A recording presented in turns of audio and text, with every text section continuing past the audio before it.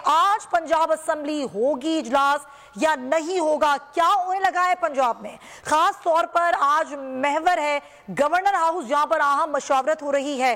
क्या इमरजेंसी लगा पाएगी हुकूमत? इस पर भी मशावरत की जा रही है। ये मामला अदालत जाता है तो किसके हक में जाएगा? अज़र सिद्दीक हमें ज्वाइन कर चुके हैं, हमारे साथ ही मौजूद हैं। खबर अब्बास भी हमारे साथ हैं। अज़र साहब, हम कुछ कानूनी नुक्तों पर आपसे बात कर रहे थे। आपने कहा ना ही गवर्नर राज लगा सकते हैं, ना ही स्पीकर की रूलिंग के खिलाफ अदालत जा सकते हैं। तो अब इनके पास है क्या ऑप्शन? किस ऑप्शन पे गौर कर सकते हैं अब? ये सिर्फ और सिर्फ आपको वक्त गुजारने के हवाले से ना चैम गोइयां चलती रहेंगी। अगर ये सीरियस होते तो मैं रेमेडीज आपके सामने मैं रख देता हूँ। 41वां सेशन बुलाया था गवर्नर ने इजलास को प्रो करें और अपना नई दफा के दोबारा आके कह दें कि जनाब एतमाद का वोट लें। यानी जब तक इजलास ये मुअत्तल नहीं होगा तब तक नहीं इजलास।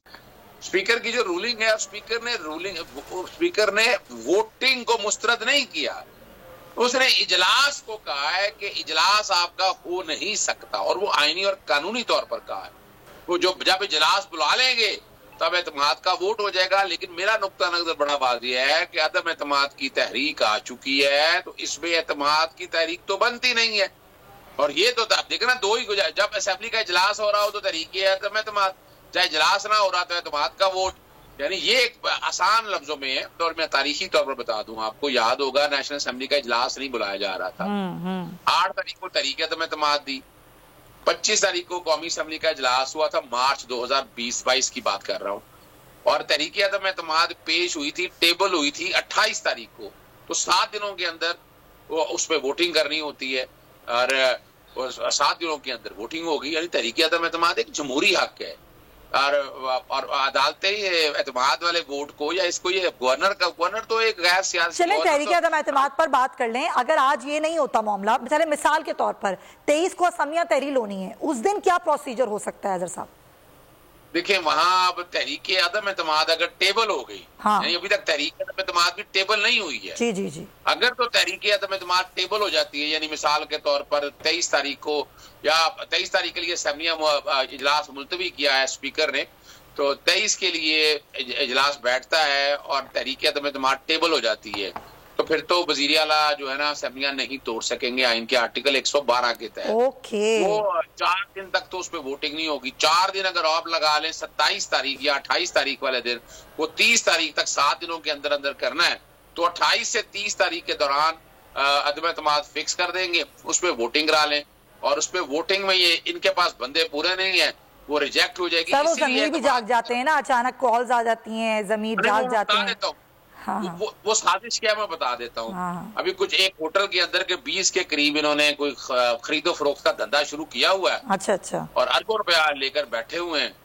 और 20 के करीब कोशिश है उनकी वो इनके हाथों में काबू आ जाए। और वो एतमाद का वोट इसीलिए लेके आना चाह रहे हैं कि एतमाद के वोट में पाकिस्तान तहरीक इंसाफ और पाकिस्तान मुस्लिम लीग काफ को पूरे करने। खबर ये क्या मामला है, ये मैं आपसे पूछती हूँ कि ये कैसे कंटेनर्स यहाँ पहुंचा दिए गए, किसी को मालूम ही नहीं है।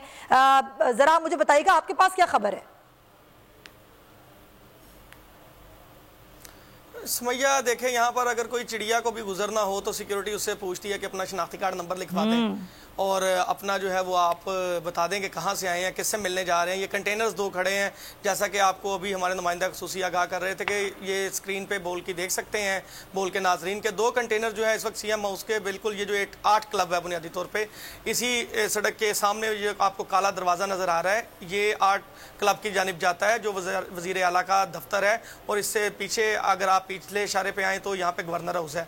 तो ये 2 कंटेनर यहाँ पर दिखाई दे रहे हैं। जब वहाँ से पूछ पड़तीत की गई है, पूछा गया है कि ये कहाँ से आए हैं, किस मकसद के लिए खड़े हैं, वो वैसे भी कंटेनर किसी चीज़ के लिए इस्तेमाल किए जा सकते हैं, मगर वो जो है किसी को इनके बारे में कोई इल्म नहीं। और ये लाइल्मी जो है वो तशवीश का बायस बनती है, क्योंकि इससे कबल जो है वफाकी वज़ीर दाखिला राना सनाउल्लाह साहब भी इस हवाले से कह चुके हैं कि अगर वज़ीर आला का वोट नहीं लेते तो हम वज़ीर आला हाउस को सीज कर देंगे। तो अब बस कोई भी ऐसा हथकंडा पीडीएम चाहती है, कोई ना कोई हथकंडा जो है वो इस्तेमाल किया जा सके। अच्छा, मेरे साथ ही रहिए। खबर अगर आपको वीडियो पसंद आई है तो लाइक पर क्लिक करें। हकीकी आजादी की जंग में बोल भी कप्तान के हम कदम। इलेक्शन कराओ मुल्क बचाओ की लाइव ट्रांसमिशन, दिखाई लम्हा बलम्हा सूरत हाल। रील और रेटिंग में भी बोल न्यूज रहा नंबर 1। सब्सक्राइब करें और बेल दबाएं ताकि कोई खबर रह न जाए।